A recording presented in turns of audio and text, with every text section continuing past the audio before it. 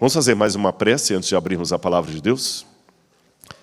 Obrigado, Senhor, porque os irmãos voltaram para ouvir a Tua mensagem. Dá-nos a Tua graça agora, Pai, a iluminação do Teu Espírito para o entendimento desta palavra, em nome de Jesus. Amém. Antes de começar o texto de hoje, vamos fazer uma recapitulação do que vimos ontem. É bom recapitular. Recapitulação também faz parte do aprendizado. E quem não veio ontem vai entender o que foi falado aqui. Nós lemos uma passagem no início que é Daniel capítulo 1, versículo 1. Vocês se lembram? No terceiro ano de Jeoaquim, rei de Judá, veio Nabucodonosor, rei de Jerusalém, a Jerusalém, ele a tomou e a sitiou. O Senhor entregou a Nabucodonosor todos os utensílios da casa do Senhor. O Senhor entregou a Jeoaquim às mãos de Nabucodonosor. E nós aprendemos ontem 3 princípios dessa primeira parte de Daniel. O primeiro deles é a soberania de Deus. Daniel, quando conta a história, ele parte da soberania de Deus. O Senhor entregou a Jeoaquim, rei de Judá. Eu sei que você pode explicar hoje, não está errado, que na verdade não é que Deus fez de propósito, Deus permite. E na Bíblia, aquilo que Deus permite é colocado como se Deus ordenasse. É uma forma de expressão do hebraico. Nós não temos assim nem em português nem em inglês. Mas em hebraico, o imperativo, em português e em inglês também, o imperativo denota ordem ou desejo. Se eu falar assim, vocês sentem-se, por favor, é um imperativo. Mas se eu falar, olha, que você tenha prosperidade na sua vida, isso também é um imperativo, o desejo. Em hebraico, você tem uma terceira forma de fazer o imperativo. Quando você respeita a teimosia do outro. Ou quando você deixa algo acontecer sem intervir. Vou dar um exemplo bíblico para vocês. Lembram que quando o faraó mandou matar as criancinhas lá no Egito, algumas parteiras salvaram os meninos para que não fossem mortos? Na Bíblia em inglês, na Revised Standard Version, e na Bíblia em português, está assim, que elas pouparam os meninos. Mas quando você vai no hebraico, lá está assim, elas fizeram viver os meninos. As parteiras fizeram os meninos viver? O que vocês acham? Literalmente não. Elas não fizeram os meninos viver. Elas evitaram que os meninos morressem. Mas como é que fala isso em hebraico? Elas fizeram viver. Deus endureceu o coração de Faraó. Deixou o coração ficar duro.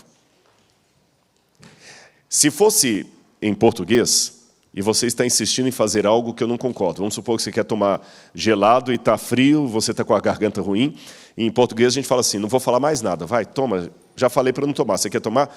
Mãe não fala muito assim? Não fala mais nada. Quer tomar? Toma. Em hebraico você diria assim, eu farei você tomar sorvete. Ficou claro isso para os irmãos? Então, Daniel explica, em primeiro lugar, a soberania de Deus na história. Depois da soberania de Deus, ele fala, os utensílios de Jerusalém foram levados para o templo de Nabucodonosor. Segundo lugar, a preocupação com as coisas do reino. Em terceiro lugar, que Daniel conta a sua história, mas partindo não do vitimismo, mas da sua fidelidade. Vamos aprender essa forma de narrar a história. Nós, às vezes, erramos. Quando a gente quer contar uma história, principalmente uma história que envolve sofrimento, nós começamos primeiro pela primeira pessoa, né? Ah, olha, pastor, quer ligar para você? Porque eu estou com problema, eu estou com isso, eu estou com aquilo, tudo eu. Começa a contar a sua vida agora dessa perspectiva. O Senhor permitiu. O Senhor entregou. O Senhor é Deus. Quer Ele cure, quer Ele não cure, o Senhor é Deus. Quer Ele dê, quer Ele retire, o Senhor é Deus. Quer eu tenha explicação, quer eu não tenha explicação, o Senhor é Deus. Nenhuma folha cai da árvore sem que Deus o permita. Segundo lugar, preocupe-se primeiro com as coisas de Deus. Lembra que a Bíblia falou? Buscar em primeiro lugar o reino e sua justiça e tudo vai ser acrescentado. Em terceiro lugar, você conta a sua experiência. Daniel começa aí. Depois nós contamos também aqui uma coisa interessante, que na época de Isaías, depois Jeremias, Ezequiel e Daniel, esses 4 profetas, o grande império do mundo, vocês se lembram qual era? Que eu até comparei aos Estados Unidos? A Assíria. Só que estava surgindo um outro poder muito forte, que eu até comparei com a China. Quem era o poder que surgiu? Babilônia. E tinha um mais fraquinho, que era Judá, Jerusalém. E Isaías falou, não confie na Babilônia. Babilônia não vai valer nada, a Babilônia vai acabar, vai virar como Sodoma e Gomorra. Só que a profecia de Isaías não fazia sentido, porque a Babilônia só estava crescendo, crescendo, crescendo. No grande poder do mundo, que era a Assíria, você tinha os reis ali, você tinha Assurbanipal, Sargão II, depois de Sargão II veio Senaqueribe, aí Senaqueribe foi morto numa caçada, não é isso? Ele caiu da carruagem e bateu a cabeça. Ah, não foi assim não? Como é que Senaqueribe morreu? Os filhos o mataram enquanto ele estava adorando ao seu Deus. Como é que eles mataram o pai? Com as próprias estátuas dele. A Bíblia conta essa história. E a Bíblia fala que Senaqueribe foi morto por uma punição do Deus de Israel. Lembra que eu falei isso? A Bíblia fala, o Senhor trouxe aquele malefício a Senaqueribe. Mas na versão fora de Israel, quem provocou a morte de Senaqueribe? Deus Marduk. E o Marduk era o principal deus da Assíria, certo? Ah, ele era o principal deus de onde? Não ouvi. De quê? Da Babilônia. Vamos recapitular para quem não estava ontem. A Assíria era o grande poder. Judá estava aqui. E a Babilônia estava crescendo. Quando o Senaqueribe morre, Esarhadon, o filho dele, assume o poder. E quando Esarhadon assume o poder, ele se converte a qual Deus? Marduk. Ele se torna devoto de Marduk. E por se tornar devoto de Marduk, ele começa a encher de presentes a Babilônia. E foi dando dinheiro para a Babilônia. A Babilônia só crescendo, só crescendo, só crescendo. Até que em 612 a.C., veio Nabopolassar, rico, a Síria enfraquecida, dominou a Síria e a Babilônia se tornou agora a senhora do mundo. Só que tem um detalhe curioso para contar antes disso aí. Lembram que a estátua de Marduk foi roubada da Babilônia e foi levada para o exílio. Em virtude dos babilônios não segurarem a estátua do principal deus deles, houve uma maldição em forma de profecia. Vocês se lembram disso? Sim ou não? E eu mostrei essa profecia para vocês aqui, inclusive os escritos antigos. É interessante, tem profecia fora da Bíblia? Tinha. Tanto é que a Bíblia fala de falsos profetas. Agora deixa eu perguntar para vocês, o falso profeta sempre erra? Por isso que você não vai avaliar o verdadeiro profeta só porque a profecia deu certo. É um conjunto de coisas que avaliam o verdadeiro profeta. Pelos seus frutos os conhecereis, a lei e o testemunho não falarem dessa maneira, não verão a alva, a profecia se cumprirão deles, o estilo de vida, o resultado do seu trabalho. Não é só um elemento que verifica o verdadeiro profeta, é como ter rodas não é o suficiente para falar que é um automóvel. Porque a bicicleta também tem roda. Para ser um automóvel tem que ter roda, tem que ter pneu, tem que ter motor, tem que ter um monte de coisas. Para ser um verdadeiro profeta tem que ter um monte de coisas, porque a característica de um verdadeiro profeta, isolada, um falso profeta pode ter. O verdadeiro profeta prega, o falso profeta também prega. O verdadeiro profeta faz milagre, o falso também faz. Mas o verdadeiro profeta tem um conjunto de questões bíblicas que o falso não tem. Ficou claro isso para os irmãos? Então vocês não se surpreendem de encontrar profecias fora da Bíblia. E o que a arqueologia ajuda nesse sentido é descobrir o mundo no qual a Bíblia foi escrita e a quem o profeta bíblico estava respondendo.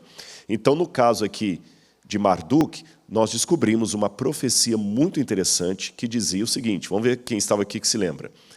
Porque a Babilônia não foi competente em segurar Marduk, a estátua dele foi tirada, Marduk amaldiçoou a Babilônia. Alguém se lembra qual seria a maldição que cairia sobre a Babilônia?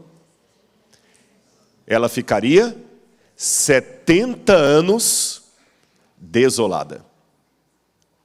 Só que quando Esarhadon se converte ao deus Marduk, ele diz que no livro do destino, Bem lembrado. Foi lido de cabeça para baixo. E na língua acadiana, os 70, quando você vira de cabeça para baixo, vira 11. É igual 6, vira 9, se a gente colocar de cabeça para baixo. Então, a Babilônia não terá 70 anos de prejuízo, mas apenas 11. E a partir daí, o restante dos 70 anos será de prosperidade da Babilônia. Como Marduk é bonzinho. Marduk transforma a maldição numa coisa boa. Marduk estava abençoando a Babilônia, assim todo mundo pensava. Você se lembra que eu mostrei uma imagem do Marduk para vocês aqui, e ele mostrava ser um Deus muito poderoso que estava com um anzol pescando um peixe, não é isso? Uma serpente, um dragão com asas. Era o Deus que todo mundo queria. Agora que vocês já recapitularam isso, a gente começa a entender algumas coisas interessantes da profecia bíblica. Em primeiro lugar, olha como o profeta estava respondendo a muitas coisas erradas que os pagãos diziam. Por exemplo, quando você vai em Isaías, capítulo 40 até o capítulo 55, consolem, consolem o meu povo, diz o Senhor Deus de vocês, falem ao coração de Jerusalém. Se você ler toda essa passagem aqui de Isaías, que fala tanto do servo sofredor, como fala também de Deus como Criador, aqui 45, versículo 9, por exemplo, ai daquele que discute com o seu Criador, sendo um simples caco entre outros de barro, etc. Quando você pega esse conteúdo de Isaías, você vê que Isaías está refutando um documento pagão da antiguidade chamado Enuma Elish. O Enuma Elish contava a história da humanidade em 7 tabuinhas. Estão vendo lá as tabuinhas? Ali tem 1, 2, 3, 4, 5, a sexta está aparecendo um pedacinho dela embaixo e a 7ª em cima. E esse Enuma Elish, que significa quando nas alturas, conta a história da criação em 7 partes. O homem é criado na tabuinha número 6. São 7 tabuinhas, estão vendo lá? O homem é criado na tabuinha número 6. Quando é que o ser humano foi criado mesmo, de acordo com a Bíblia? No 6º dia. E a 7ª tabuinha fala do descanso dos deuses para celebrar a criação da humanidade. Parece ou não parece com a Bíblia? Só que aqui está contando de uma maneira pagã. Então, quando você pega a tradução dessas tabuinhas e vai ler nesses textos de Isaías, você vê que ele está refutando aquilo ali. Ele está refutando. É igual quando Isaías fala, é o Senhor que destrói o Leviatã, a antiga serpente. É como se Isaías estivesse falando assim, não é Marduk, é Deus.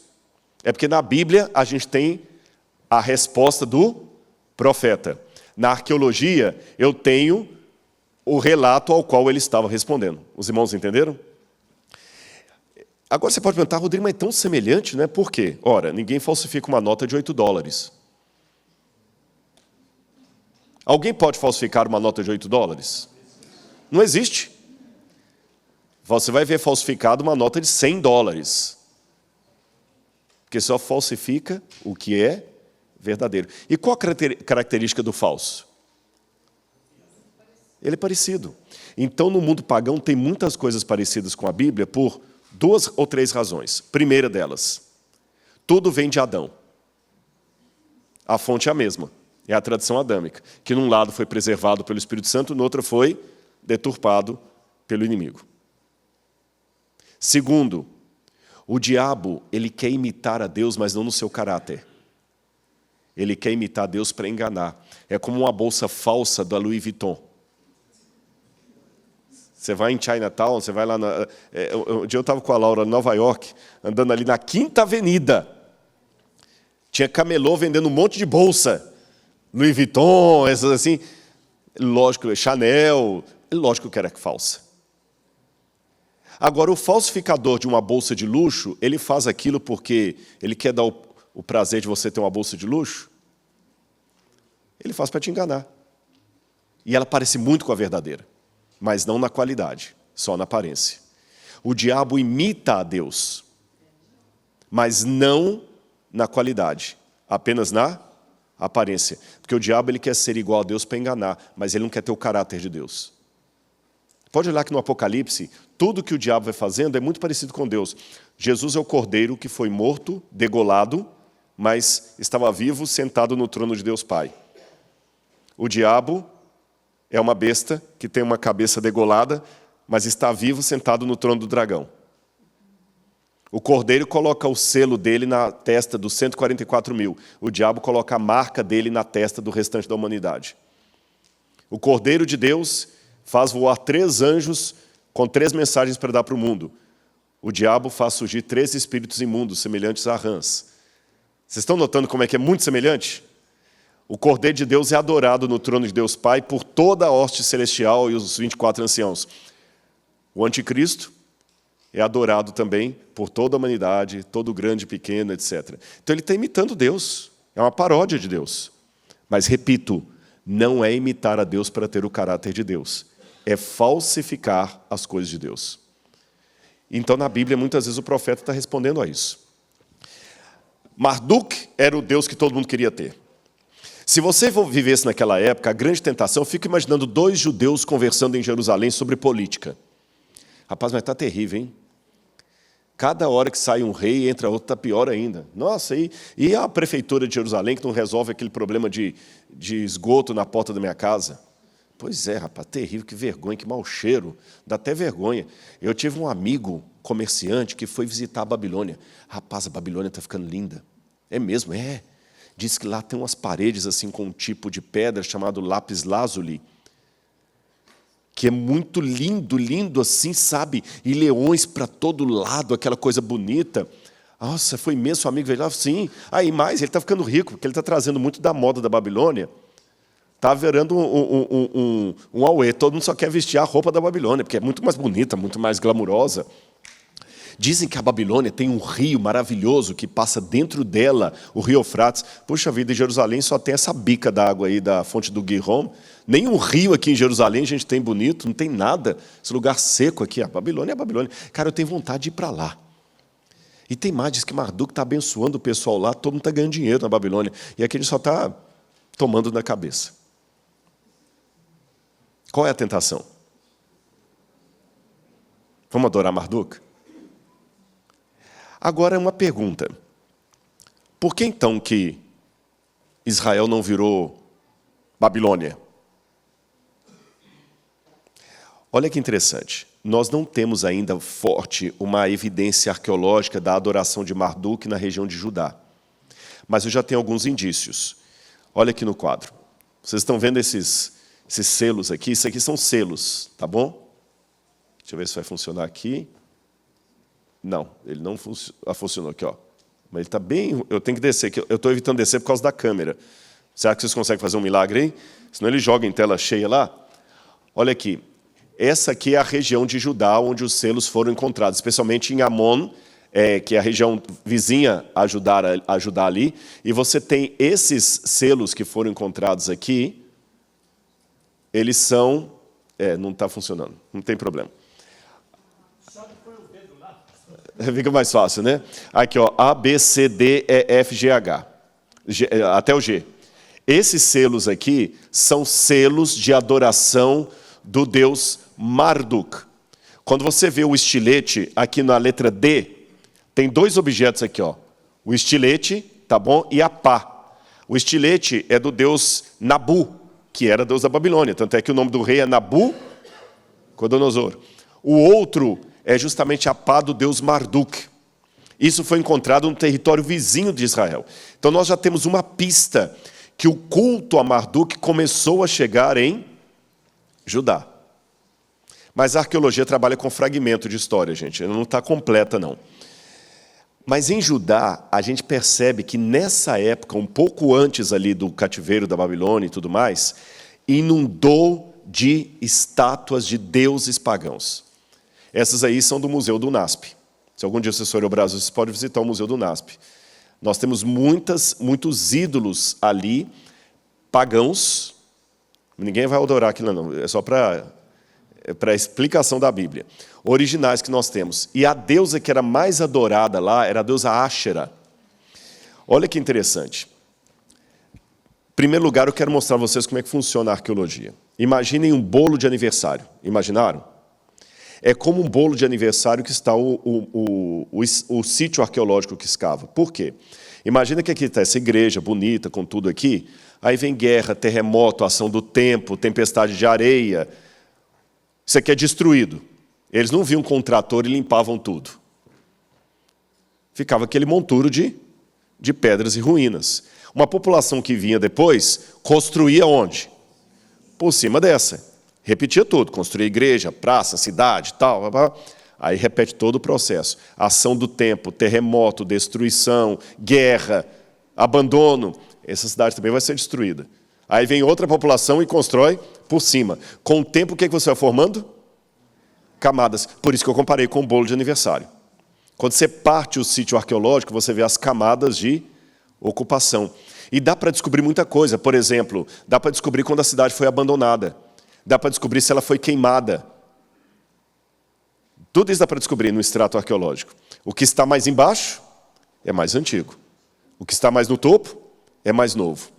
Aí olha que interessante, quando a gente escava no período do Ferro II, que é a época anterior ao cativeiro da Babilônia, quando o Marduk estava dominando e tudo mais, essas estátuas, lotam, sabem onde?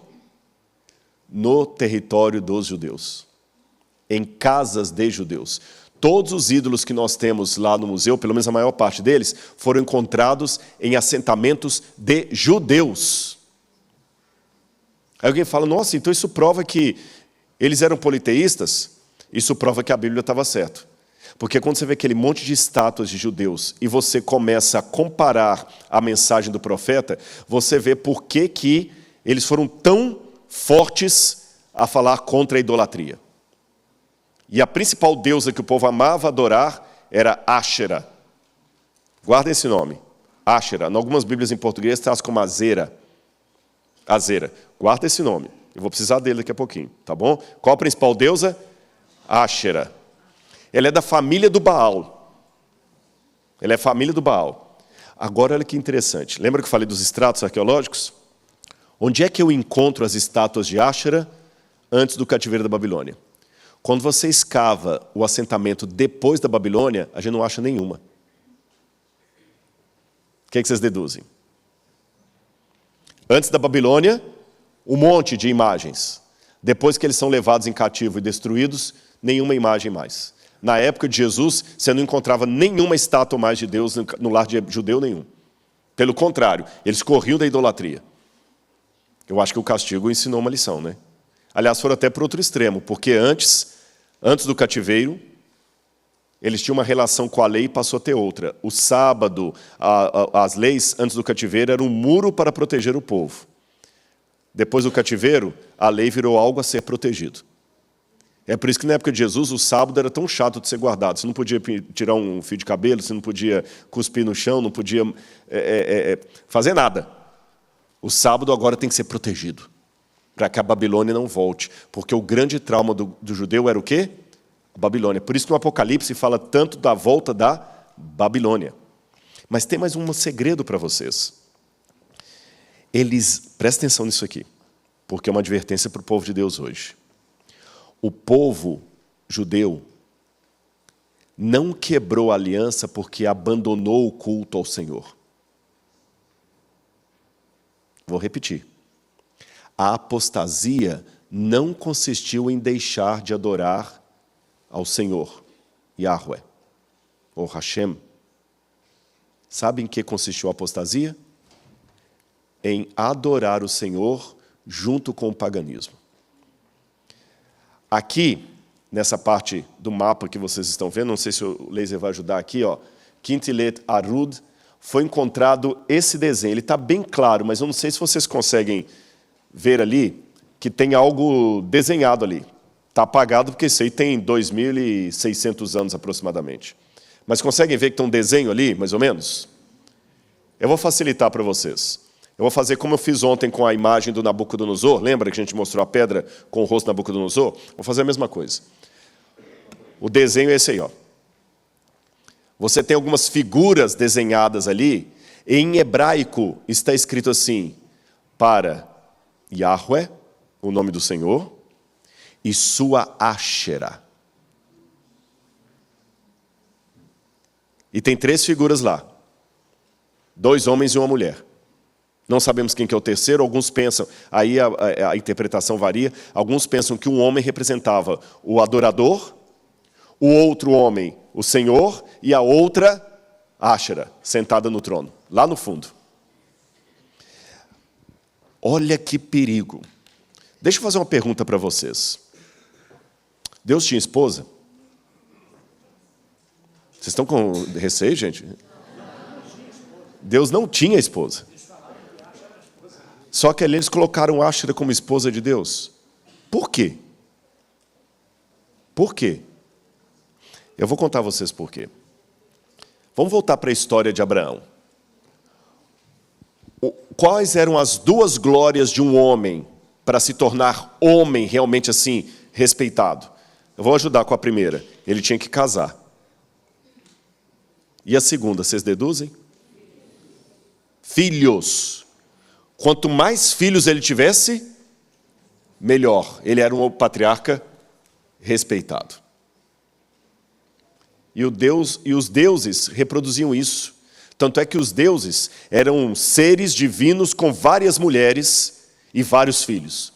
Tanto é que a criação do mundo, relatada nos contos pagãos, geralmente são de seres divinos tendo relação sexual e gerando o planeta, gerando isso, gerando aquilo, gerando aquilo. As estrelas são filhos dos deuses. O mar, filho dos deuses. Às vezes o mar é um deus que tem relação com a terra, o céu é uma divindade que tem relação com a terra e surge a humanidade. Como é que os reis mostravam o grande poder deles, além de ter um exército, ter riqueza?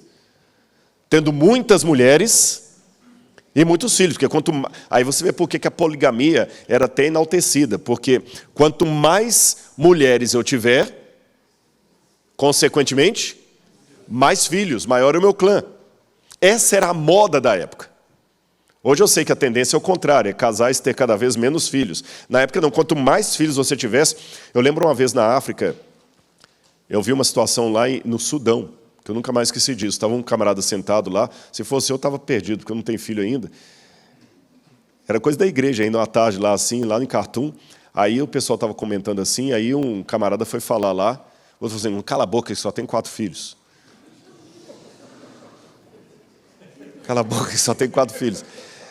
A quantidade de filhos dá moral para você falar mais, para você ter mais poder de fogo numa aldeia, numa...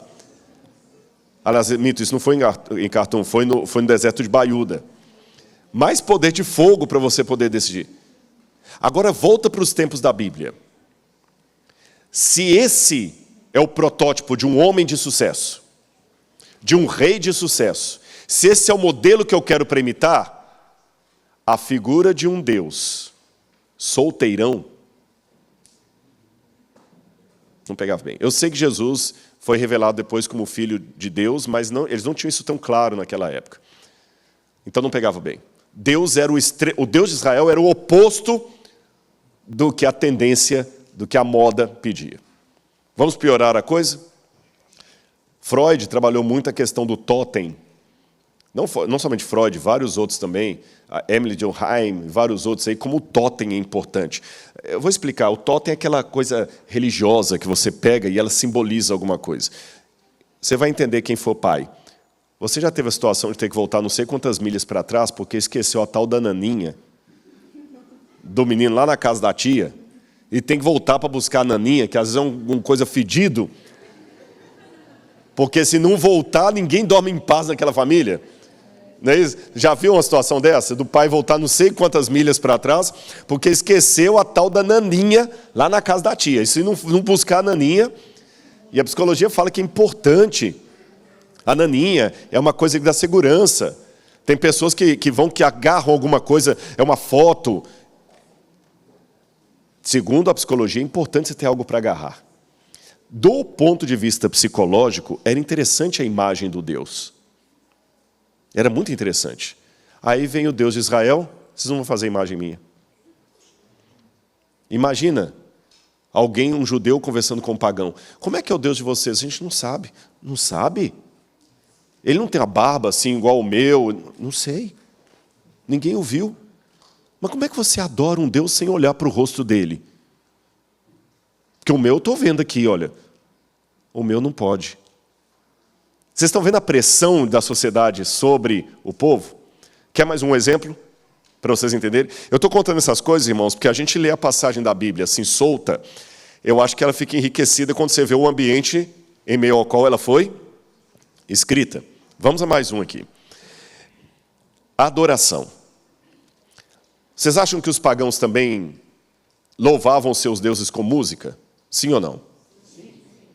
Eu estou fazendo um estudo muito interessante sobre isso e estou descobrindo uma coisa interessante. Música. Israel tinha 2 tipos de motivos para louvar ao Senhor com música. Você tem os salmos de Todá, que são salmos de agradecimento. Você agradece a Deus pelo que Ele fez. E o segundo, aqueles salmos como Aleluia, que você reconhece a Deus quem Ele é. Há 2 motivos para adorar a Deus. Por quem Ele é e pelo que Ele fez. Ficou claro? Não tem um terceiro motivo. E assim deve ser na igreja até hoje. A gente canta a Deus por 2 motivos. Repitam comigo. Por quem Ele e pelo que Ele fez. Ponto. Agora, Silmar, veja esse aqui que interessante. Sabe por que os pagãos cantavam para os deuses? Isso está documentado, tem comprovação do que eu estou falando. Estou resumindo aqui, mas tem comprovação, não é coisa da minha cabeça, não. O objetivo da liturgia pagã era diferente. Eles teatralizavam para os deuses. Tanto é que lá no Museu do NASP eu tenho 2 máscaras de barro originais, junto com as estátuas. Isso é chamado em hebraico de masebá. Eles pegavam e faziam um teatro para os deuses e cantavam. E no teatro eles colocavam tudo o que mais mexe com as emoções. Sexo, violência, derramamento de sangue. Porque na mentalidade pagã, os deuses eram como um auditório assistindo a um teatro da terra. Se a peça é boa, no final você vende tudo. É assim ou não é? Já viram esses filmes que às vezes o trailer é mais legal do que o filme? Assista agora, vai explodindo, não prende? O espetáculo não somente causa entretenimento, mas ele quase hipnotiza a pessoa a fazer qualquer coisa pelo espetáculo. O Sócrates já falava isso, você sai do espetáculo cheio de motivações porque ele mexeu com você ali. O espetáculo produz isso. Lembra do Herodes? A menina dançou tão bem lá que falou assim, filha, depois dessa dança, pede a metade do meu reino que eu vou te dar. Esse efeito que o espetáculo de massa produz nas pessoas, de arrancar risos, choro, emoções, decisões, para comprar, para tudo, os pagãos já acreditavam nisso e achavam que podiam jogar isso para os deuses. Por isso que os cultos da fertilidade tinham tanta encenação sexual e derramamento de sangue. O sacrifício de homens e animais que havia no paganismo não era como o sacrifício de cordeiro. Estou matando esse aqui como uma vítima expiatória, não. Era o mesmo tipo de coisa que você vê num filme que sai tanto sangue que você sai com um copo de sangue na mão, assim. Porque aquilo mexe com o lado mais assim sombrio que nós temos. Então os deuses ficariam tão... Uau! Humanos, vocês são demais. Faz mais. Olha, pede o que vocês quiserem que a gente vai dar para vocês. Você manipula a divindade.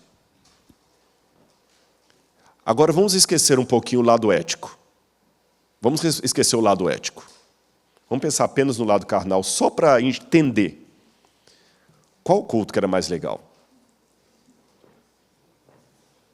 O de Yahweh, que você fica lá cantando as maravilhas que ele fez, sem olhar para o rosto dele?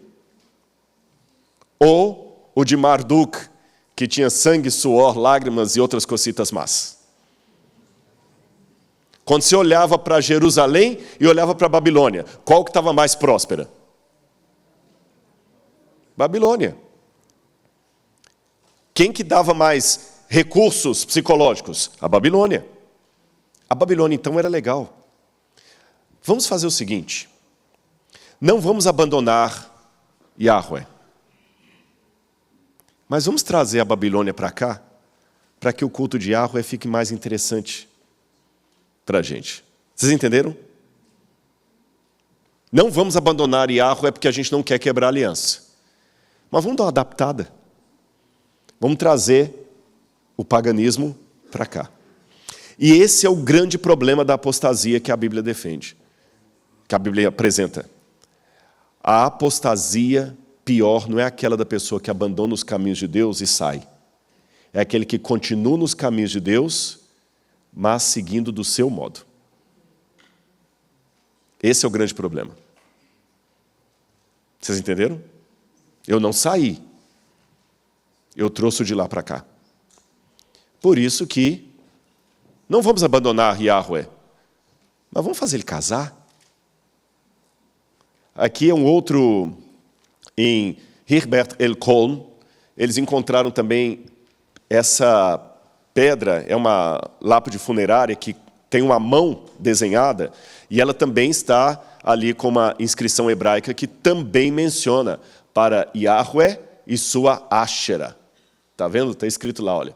Príncipe Uriarro escreveu, bendito seja Uriarro por Yahweh, está escrito errado, e sua Ashera, pois de seus inimigos ele o salvou.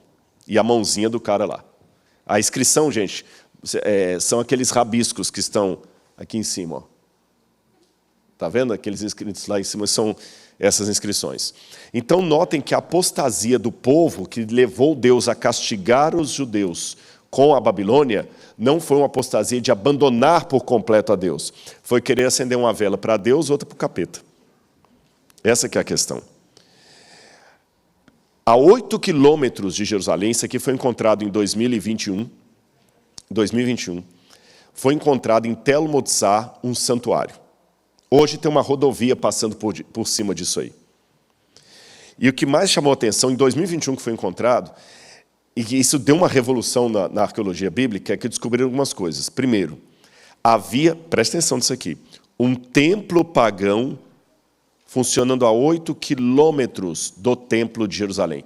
Ajudem-me aí, quem é rápido de cálculo, 8 quilômetros dá quantas milhas? 5 milhas? 6 milhas, aproximadamente. Não é muito longe.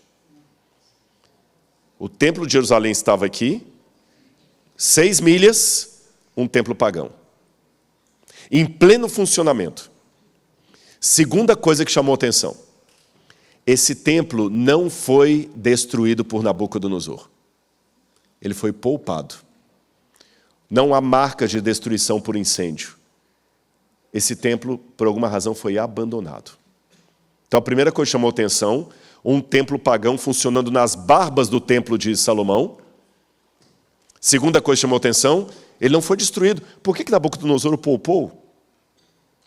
Na época que esse achado foi feito, muitas pessoas disseram, a Bíblia está errada, porque a Bíblia fala da reforma de Josias e da reforma de Ezequias. Isso é mentira da Bíblia, porque a reforma religiosa foi que o rei proibiu a adoração de deuses. Mas não, porque o templo continuou existindo. Na época que isso saiu, na revista Época, eu até respondi falando assim, não, vocês estão enganados, vocês não estão lendo a Bíblia. A Bíblia fala que os reis fizeram a reforma religiosa, mas a Bíblia em momento algum falou que a reforma religiosa foi bem sucedida. A prova que a reforma não foi bem sucedida é que Deus teve que enviar o Nabucodonosor depois. Se a reforma tivesse sido bem sucedida, não teria necessidade de virem os babilônios, porque a aliança não teria sido quebrada. Esse descoberto aqui mostrou para mim outro mapa, que o esforço do rei Jeú e do rei Ezequias não foi 100% cumprido, não foi ditatorial. Eles mandaram, tira, mas o povo fez assim mais ou menos. Lá no Museu do NASP eu tenho uma réplica de um santuário que está de um altar que está em Jerusalém, que ele foi encontrado em Beersheba, sabe o que? O santuário pagão, um altar pagão. Sabe o que eles fizeram? Desmontaram, igual peças de um Lego, e enterraram, tudo bonitinho. Qual a ideia? Se eu mandei destruir, você desmonta e enterra, conclua. Eu vou montar de novo depois. Olha que interessante. E sabem a deusa que era lá adorada, esse é o altar que tinha lá, a deusa Ashera, provavelmente. Agora eles construíram um viaduto por cima, Aquela foto anterior foi antes do viaduto. Por quê? Eu vou explicar a vocês. Estão vendo ali Jerusalém, Tel Motzá, escrito lá? Conseguem ver? Em Israel, eles estavam fazendo um reparo numa rodovia. Aí encontraram o templo. Aí chamaram os arqueólogos para fazer arqueologia de resgate. O que é isso? Vocês têm 15 dias para tirar tudo e a gente vai passar o asfalto por cima. Mas quando viram a importância do achado, foi uma briga de foice no escuro. Chegaram lá na prefeitura, negociaram, e a prefeitura, para preservar o sítio arqueológico, fez um viaduto. Aqui eu acho que era um vídeo, era para ser um vídeo, isso aí, mas não tem problema. Ali você tem hoje o templo e muitos incensos eram queimados ali. Isso aqui, por exemplo, é um incenso. Onde está essa seta branca, essa parte é um incenso que foi encontrado, um incensário, melhor dizendo. Olha ele remontado. E estão vendo esse cavalinho? Quase sempre esse cavalinho, às vezes era um boi, um animal de carga, ele era da deusa Áshera. E eles encontraram também essas cabecinhas lá que tem uma divergência na arqueologia. Alguns pensam que eram ou algum deus desconhecido, ou imagens do próprio adorador que colocava a sua imagem no santuário, ou letra C, alguns agora, como o meu ex-professor, que a gente está escavando junto em Israel, o professor Joseph Garfinkel, que a gente está escavando lá em Laquis com ele acha que poderia ser uma estátua do próprio Yahweh. O Deus de Israel estava sendo agora representado em forma de estátua. E antes não podia. Aliás, eu esqueci de mencionar uma coisa importante. Lembra que eu falei das máscaras que eles usavam para fazer os cultos? A gente tem lá no museu máscara e as estatuetas. Se você olhar nos mandamentos, diz assim: não farás para ti imagem de escultura, nem semelhança. Essa palavra semelhança em hebraico é maseba. Não farás imagem de escultura, nem as máscaras, do que é em cima do céu, nem embaixo na terra. Deus deu um mandamento assim: olha, eu sei o que vocês estão enfrentando aí, a tentação, não caiam nela. Aí, resultado, o povo começou a cair. Eles foram buscar a Áshera e foram se entusiasmar cada vez mais pela Babilônia. Qual era a profecia de Marduk mesmo, que virou de ponta cabeça? 70 anos de ruína para a Babilônia, mas o grande Deus Marduk, em sua misericórdia, virou de ponta cabeça, e os 70 anos viraram apenas 11, e o resto agora serão de prosperidade para a Babilônia. Essa profecia, que eu sei que vocês ouviram pela primeira vez ontem, talvez a maioria de vocês, alguém já tinha ouvido falar dessa profecia? Não? Ninguém. Vocês ouviram pela primeira vez ontem ou hoje, não é? Só que na época de Isaías, todo mundo sabia dessa profecia. Na época de Ezequias e Jeremias, todo mundo sabia dessa profecia. É como se eu falasse da briga de republicanos e democratas. Daqui a 2000 anos, se essa história estiver fragmentada, o pessoal nem sabe o que é republicano e o que é democrata. Mas hoje vocês todos sabem. Sabem ou não sabem? Porque está no jornal. Naquela época, essa profecia estava no jornal. As pessoas comentavam nas ruas: rapaz, você ficou sabendo o quê? Aquela profecia de 70 anos de ruína da Babilônia foi invertida pelo Marduk, que agora virou 11 anos. Cara, a Babilônia é demais. Marduk é demais. Aí, Jeremias, capítulo 29, verso 10, eu quero que vocês leiam comigo. Jeremias 29. A folha grudou aqui, minha Bíblia nova. 29, verso 10. Assim diz o Senhor: logo que se cumprirem para a Babilônia 70 anos, eu atentarei para vocês e cumprirei a promessa que fiz a vocês. Há várias outras passagens onde Jeremias fala dos 70 anos de cativeiro. Temos uma outra passagem também de Jeremias capítulo 25, versículo 1 a 14. Vou ler apenas uns trechos. A palavra que veio a Jeremias acerca de todo Israel: o Senhor vos tem enviado com insistência todos os seus servos, os profetas. Mas vós não escutastes nem inclinastes os vossos ouvidos para ouvir, quando vos diziam: convertei-vos agora cada um do seu mau caminho. Portanto, assim diz o Senhor: como também a Nabucodonosor, rei de Babilônia, meu servo, eu os trarei sobre essa terra. E toda essa terra virá a ser uma desolação e espanto, e essas nações servirão ao rei da Babilônia 70 anos. Vamos agora traduzir isso dentro do contexto? Vocês estão tão apaixonados pela Babilônia assim? Vocês estão tão felizes que os 70 anos dela serão anos de prosperidade? Então tá bom, eu vou ajudar o pensamento de vocês, eu vou ajudar o que corre na feira, na rua. Realmente, 70 anos serão de prosperidade para a Babilônia. Todo mundo vai servir a Babilônia, inclusive vocês. Inclusive vocês. Vocês vão para lá. Lá é tão bom? Vão servir Marduk. Vocês trouxeram o paganismo para a minha terra? Eu vou levar vocês para lá. 70 anos vocês vão ficar. Então, na minha compreensão, os 70 anos de profecia que Deus deu para Jeremias foi uma maneira didática de mostrar ao povo o que aconteceria por eles se apaixonarem tanto pela Babilônia. Deus pegou uma profecia pagã e reverteu numa profecia real para dar uma lição para o povo. Vocês querem os 70 anos da Babilônia? Fiquem para vocês. Sabe aquele conselho que às vezes... Vou falar uma coisa aqui, mas com muito carinho para não ser mal interpretado. Eu acho que nascer na igreja é um privilégio que eu não tive. Ter orientação desde cedo é muito importante. Eu não tive esse privilégio de ser aprendido, sabe, desde criança ali. Muitas pessoas que vêm para a igreja depois de adulto falam assim, o que eu queria ter conhecido essa mensagem quando eu tinha 10 anos de idade, que eu não faria as besteiras que eu fiz. Com esse privilégio enaltecido por mim aqui, preste atenção numa coisa que eu tenho observado. Geralmente, não diz 100%, quem quer trazer mais fogo estranho são os de berço. Que querem trazer as coisas de fora porque não sabe como é lá fora.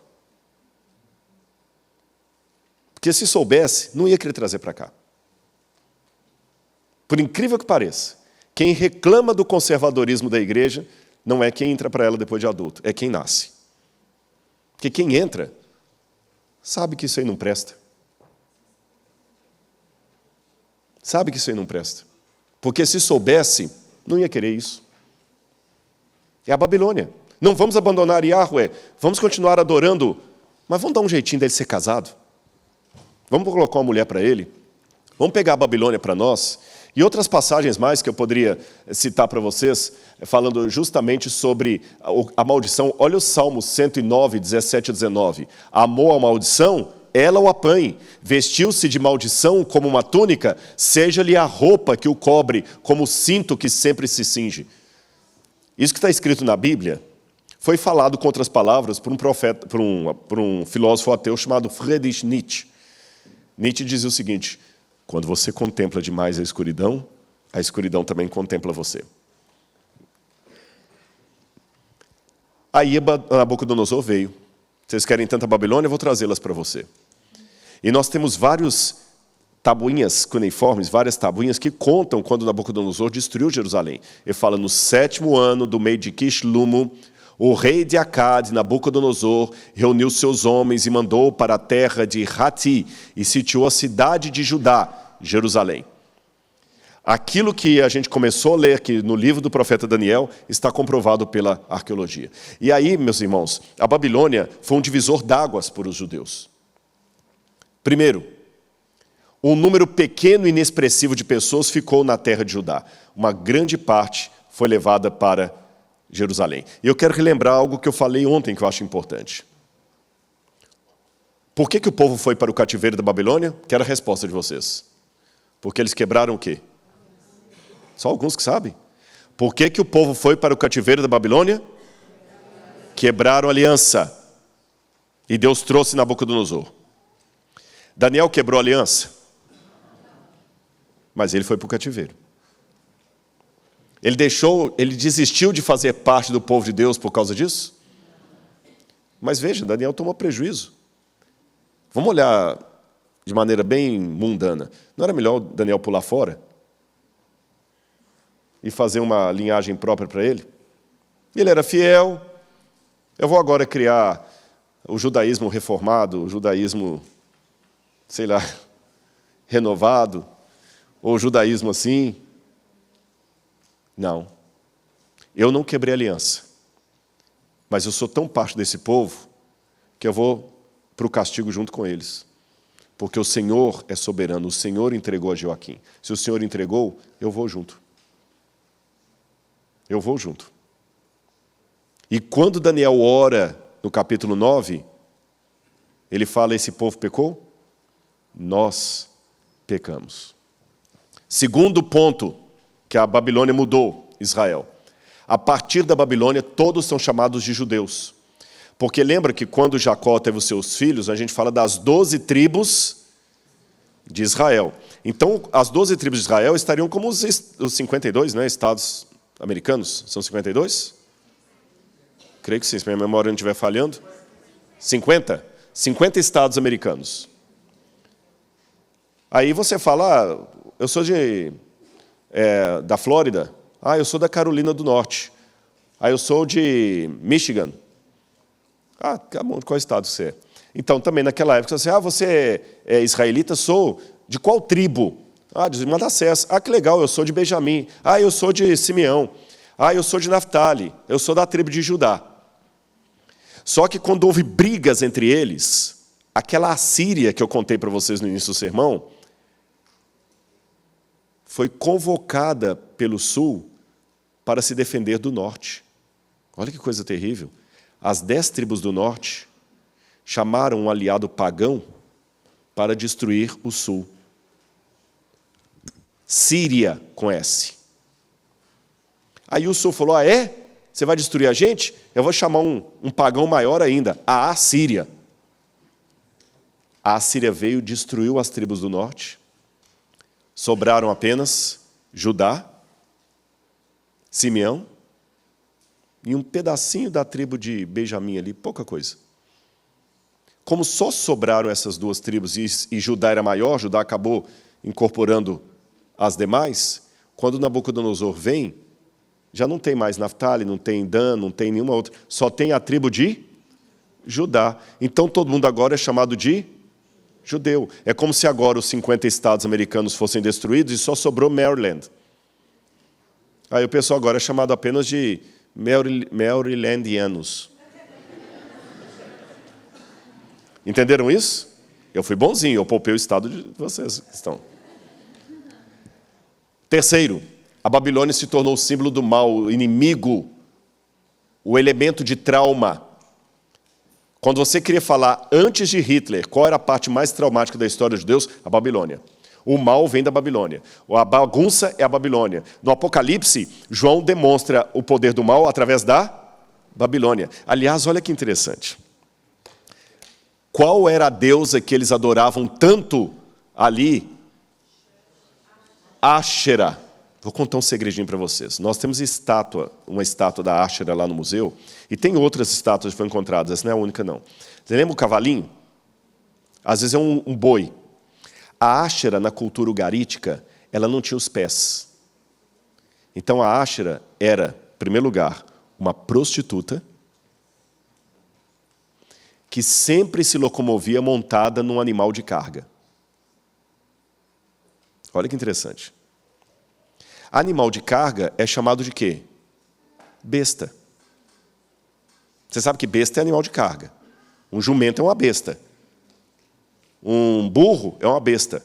Um boi é uma besta. Um cavalo é uma besta. Besta, animal de carga. Áshera era o que mesmo? Uma Não.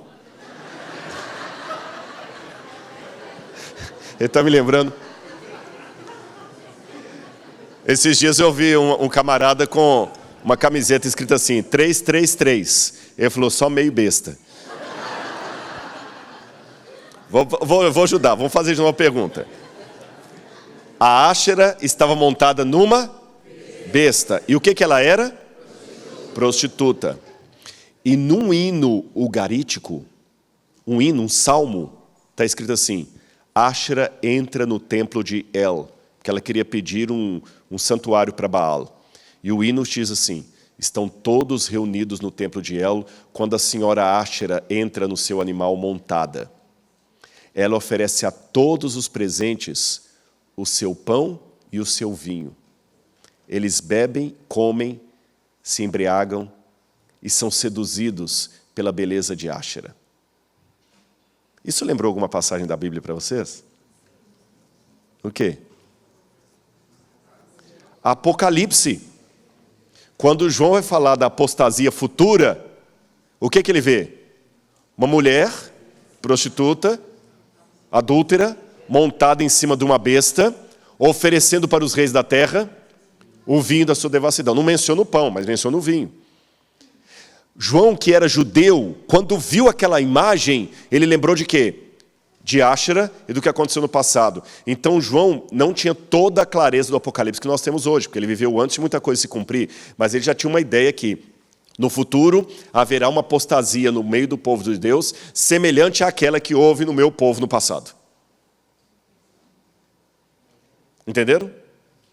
João sabia de onde que vinha. A história ia se repetir. Aliás, Ellen White fala isso. A história há de se repetir. Outra coisa que aconteceu. O judaísmo se representou a partir daí com as sinagogas, os fariseus, os partidos, o novo calendário.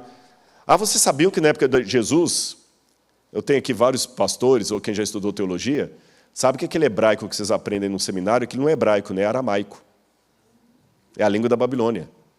O hebraico mesmo escrevia diferente.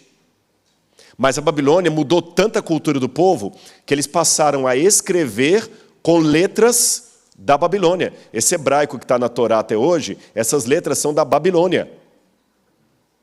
Os meses do ano foram trocados. Na época de Jesus, o primeiro mês do ano não era chamado mais Abib, que era um calendário judeu, era chamado agora de Nissan. Tinha o mês de Tamuz. Outro detalhe, surgimento dos movimentos apocalípticos. Aliás, na época de Jesus, eles nem falavam hebraico na rua, sabiam? Falavam aramaico, a língua da Babilônia.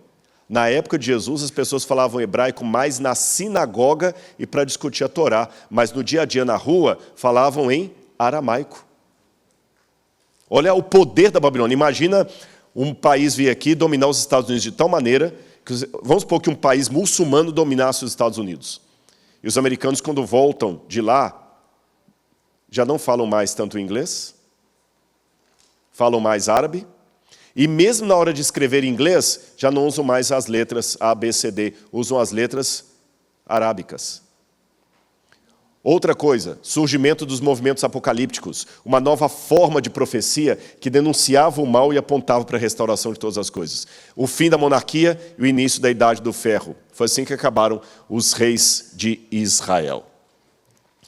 Para terminar esse sermão, eu quero mostrar mais uma evidência da destruição de Nabucodonosor. Aí você tem um lugar em Jerusalém chamado Givat Parking, que é perto ali da cidade velha de Jerusalém, perto da Porta do Lixo. E ali estão sendo feitas escavações e estão descobrindo muitas coisas antigas. E o que mais chamou atenção, lembra do bolo de aniversário?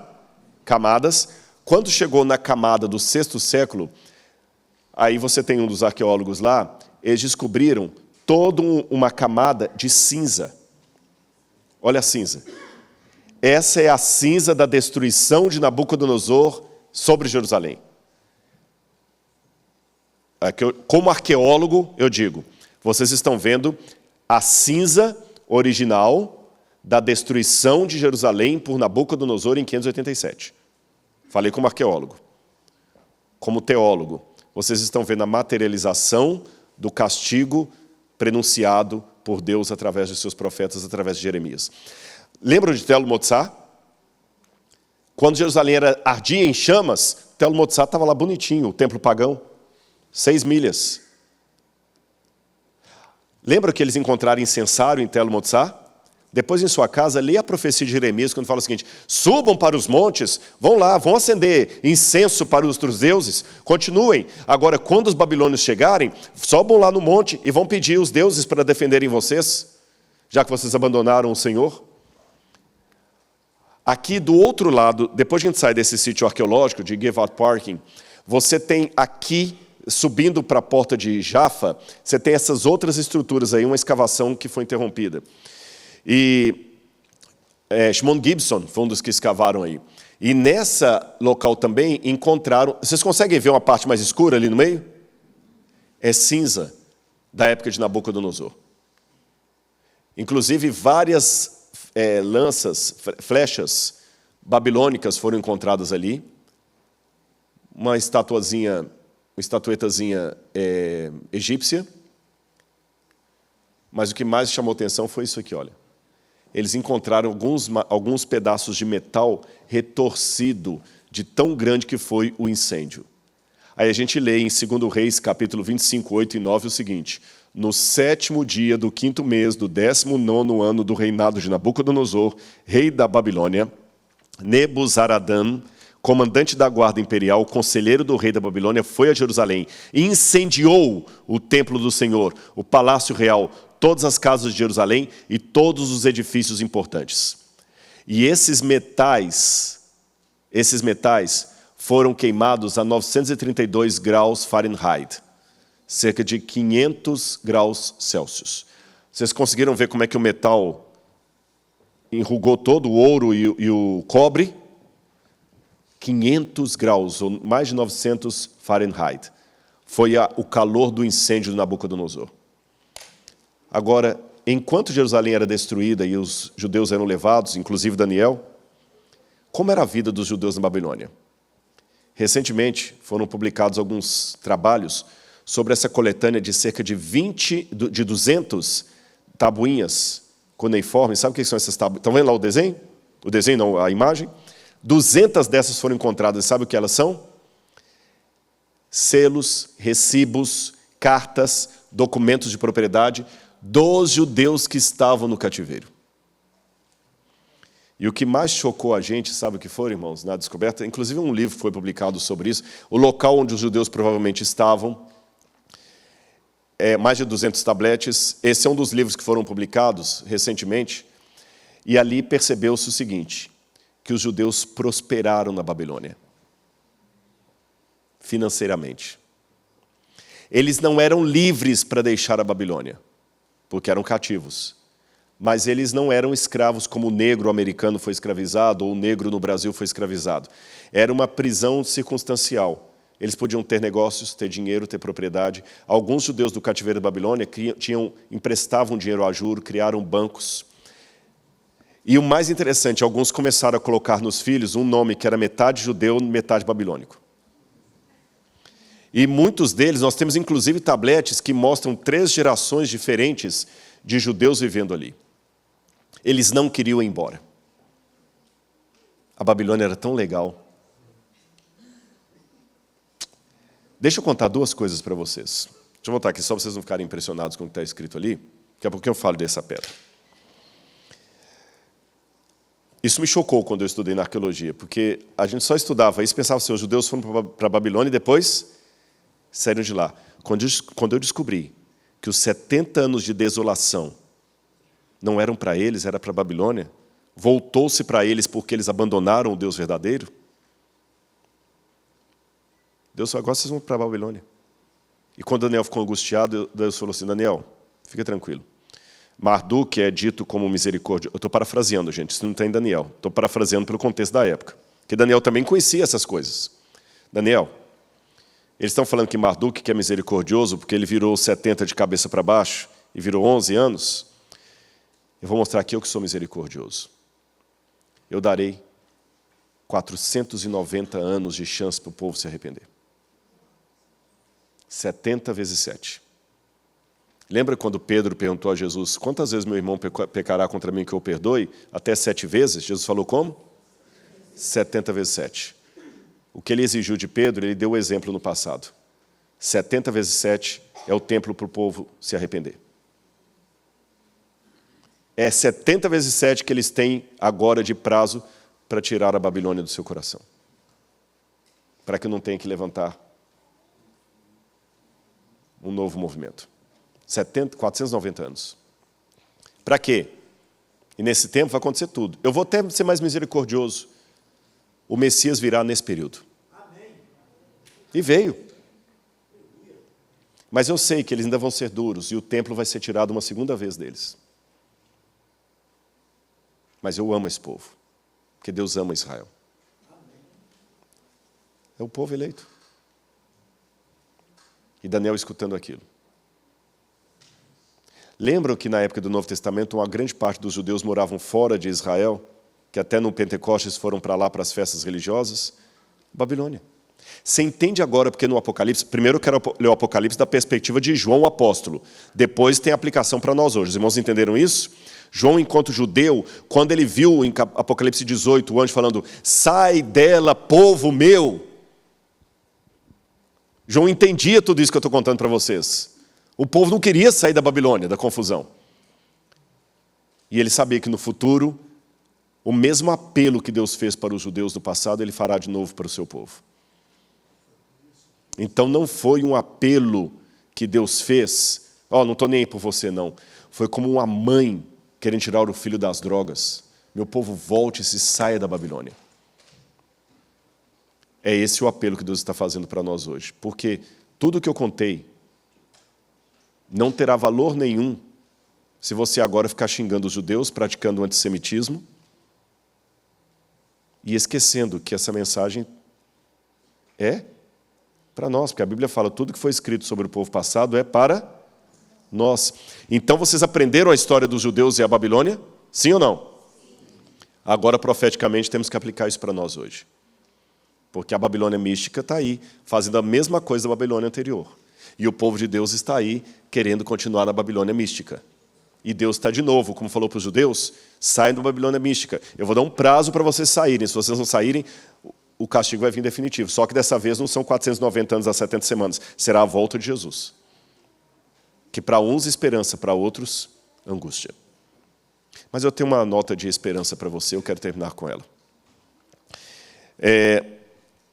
Com a graça de Deus, o Museu do NASP foi feito, mas por muitos e muitos anos o museu ficou numa salinha desse tamanho na biblioteca. E um pastor aposentado foi lá um dia, eu estava ali fazendo alguma coisa, ele entrou na salinha e tinha várias tabuinhas com aquela escrita cuneiforme que eu mostrei para vocês. Pastor Paulo Barbosa. E ele falou assim, eu tenho lá em casa um tijolo com um desenho desse aí, eu vou trazer para você aqui no museu. Quando ele falou desenho, o olho pulou. Eu fui à casa dele e ele colocou esse tijolo no meu colo, desse tamanho. E ele falou assim, tá aí, pode levar. Eu falei, como é que é isso aqui? Ele falou, não, há 40 anos atrás, um irmão da igreja trabalhava lá no Iraque, da Mendes Júnior, em construção civil e tal, e no sábado não tinha igreja para ir, ele ficava lá nas ruínas da Babilônia, ficava andando por lá, fez amizade com um carinha que cuidava lá, não é? E quando ele estava voltando para o Brasil, ele falou, rapaz, deixa eu levar um souvenir da Babilônia. O sujeito falou, pega o que você quiser aí. E aí já tinha alguns dias que ele estava vendo esse tijolo com desenhos. E por ser bonitinho, ele ficava jogando para debaixo de uma pedra assim.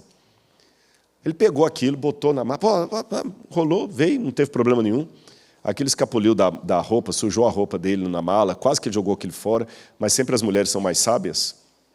A mulher falou assim, não joga fora não, você trouxe de lá, dou para o professor de religião lá do IBS, quem é do Espírito Santo vai entender, que ele pode usar lá na escola. E durante quase 30 anos ele dava aula de religião e mostrava. Quando ele aposentou, foi para o NASP e doou para a gente o museu. Aí quando eu peguei, eu falei, pastor, isso aqui não é desenho, isso é uma inscrição cuneiforme. Ele falou, o que está escrito aí? Eu falei, não dá para ler igual você lê a Folha de São Paulo. Mas a gente estuda isso em arqueologia. Eu falei, eu posso decifrar. E quando eu decifrei, na primeira linha, eu não sei se vocês conseguem ver, parece um asterisco. Você lê Dingir, que é um epíteto, um título de um nome real. E os nomes, essa não é uma língua alfabética, ela é silábica. Ele não lê assim, A, E, I, O, U, A, B, C, D, E, K, P, T, T, D, Ba, é sempre assim.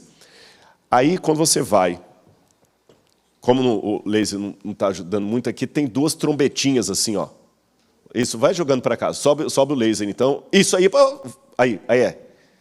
Essa palavrinha você lê Lugal.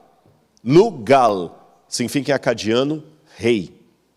Então, entre o asterisco lá do início e aqui, eu tenho o nome de um rei. Sabe como é que lê aquilo ali? Nabucodonosor. Qual o nome que vocês acham que é? Nabucodonosor. A tradução das 3 linhas ficou: Eu sou Nabucodonosor, rei da Babilônia, provedor dos templos de Esagla e Êsida, e filho primogênito de Nabopolazar, rei da Babilônia. Eu traduzi, publiquei, porque a gente tem que publicar isso em artigo científico. Publicamos. Aí já ficou legal, né? Mas a pesquisa não acabou. O que tornou essa peça mais importante para mim vem agora. Preste atenção. A gente foi fazer a datação do tijolo. E eu levei para a USP, tem parceria com a USP. E na USP, a datação foi feita por uma técnica chamada termoluminescência.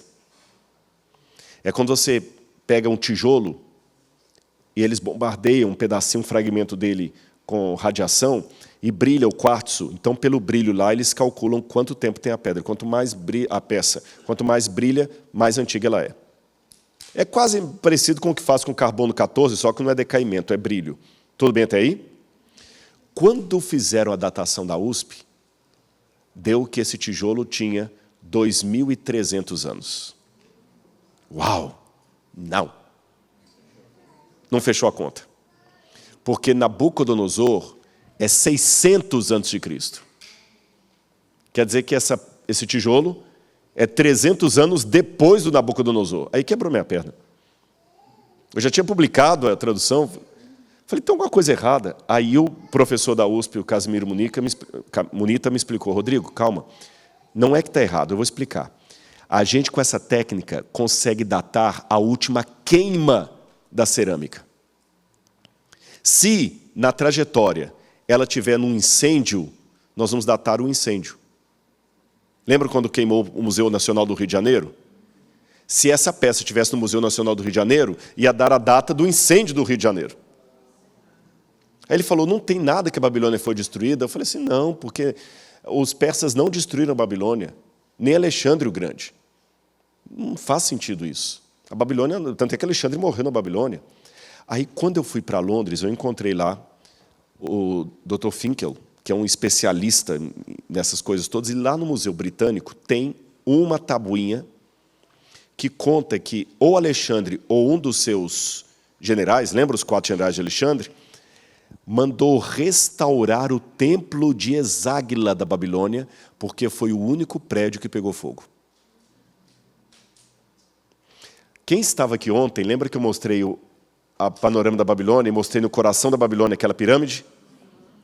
Que eu falei que era o templo de Esagla, que Nabucodonosor construiu, e todo feliz e tudo mais, e que ele fez aquilo em memória da Torre de Babel? Esse tijolo só pode ser, então, do templo de Esagla, porque foi o único prédio da Babilônia que incendiou, e nessa tabuinha estava dizendo que o general de Alexandre estava reconstruindo o templo de Esagla que havia sido incendiado. E qual é essa data? Aproximadamente 300 a.C. Então, a data do tijolo que nós descobrimos foi a data do incêndio do templo de Esagla. E não apenas isso. Com essa informação, eu consegui refinar de qual prédio da Babilônia que o templo veio, que a tijolo veio. Mas não somente isso. Eu vou terminar a palestra de hoje com o mesmo versículo que eu li abrindo a palestra ontem e repetindo hoje. Daniel capítulo 1. Leia de novo comigo. Daniel capítulo 1, versículo 1. Vocês vão ler esse versículo agora com outro significado. No ano 3º do reinado de Jeoaquim, rei da Babilônia, no ano 3º do reinado de Jeoaquim, rei de Judá, Nabucodonosor, rei da Babilônia, veio a Jerusalém e a sitiou. O Senhor entregou nas suas mãos a Jeoaquim, rei de Judá, e alguns dos utensílios da casa de Deus. Nabucodonosor levou esses utensílios para a terra de Sinar, para o templo do seu Deus, e os pôs na casa do tesouro do seu Deus. Essa inscrição fazia parte das paredes do templo de Esagla, onde Nabucodonosor depositou o quê? Os utensílios saqueados de Jerusalém. Agora raciocine comigo, sem sensacionalismo. Qual a chance matemática de Daniel, o profeta, ter lido isso pessoalmente com os olhos dele? boa. Eu perguntei qual a chance matemática de Daniel ter lido com os próprios olhos dele. Ele perguntou quantas vezes ele leu. Porque Daniel morou na Babilônia. Quantas vezes Daniel passou na porta do templo de Eságila, olhou lá para dentro e no museu de Nabucodonosor, ele viu os utensílios sagrados de Jerusalém, menos a Arca da Aliança. Em que espírito Daniel estava? Angustiado, humilhação, todos aqueles questionamentos, porque Daniel e seus companheiros ficaram fiéis, mas muitos judeus que foram para a Babilônia prostraram diante da imagem do rei. E ele lutando para ser o remanescente, fiel a Deus ali. E ele leu isso. Eu imagino Daniel colocando as mãos na parede de Eságila, lendo isso com mais facilidade do que eu leria, porque ele falava fluentemente o acadiano, e perguntando, por que, Senhor? Até quando, Senhor? A mesma pergunta que você deve estar fazendo essa noite por diferentes motivos. Até quando, Senhor? Por que, Senhor? Quanto tempo nós vamos continuar pregando a mensagem do advento e o Senhor não volta? Onde é que está a nossa libertação? Quantas vezes a gente pensou, é agora e não foi? Ou o seu problema pessoal? Quando Deus falou com Daniel assim, vai, Daniel, encerra as palavras e sela o livro, depois de muito choro, de muita angústia, de muito jejum, sem entender, porque esse livro vai ficar selado e fechado até o tempo do fim. Mas no tempo do fim, Daniel, o saber do seu livro vai se multiplicar.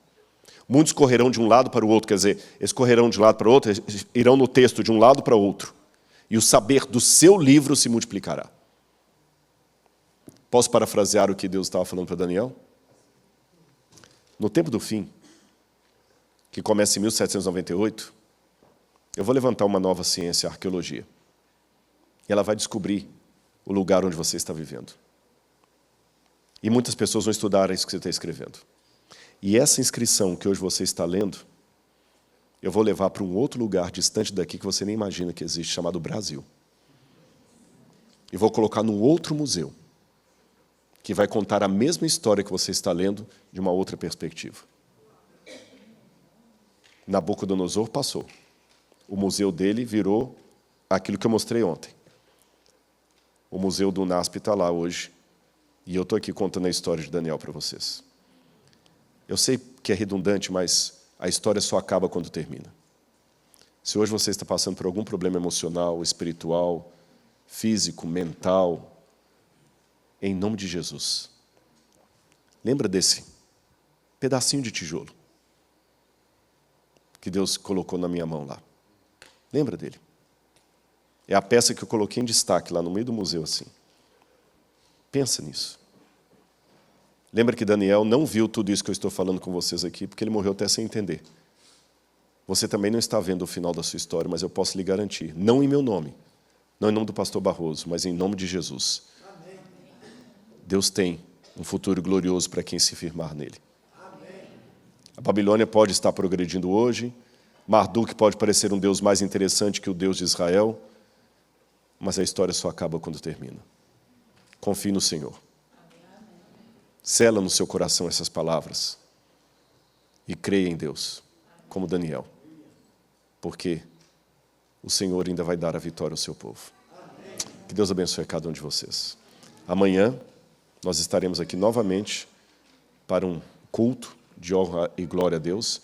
E eu convido vocês que não são membros regulares dessa igreja, que façam planos para vir. Eu quero muito falar de Jesus para vocês. Eu quero abrir a palavra de Deus para vocês. Eu acho que se você pudesse perder um dia, deveria ter perdido hoje. Porque amanhã o culto vai ser muito abençoado por Deus. Amém? Que Deus nos abençoe. Vamos ficar em pé e fazer a oração final?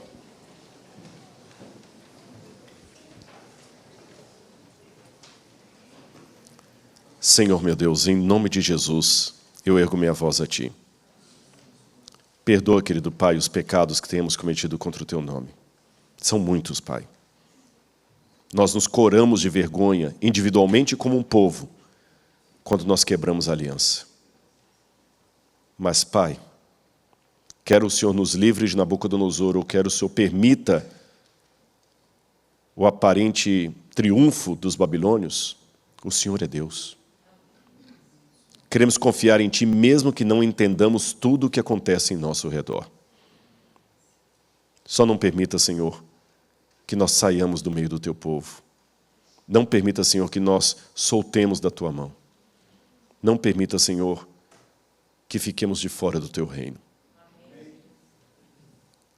Dá-nos uma visão profética em relação ao futuro, para, pela fé, vislumbrar os capítulos que ainda não foram escritos, mas que já estavam conhecidos por Tua onisciência e foram anunciados pelos Teus profetas.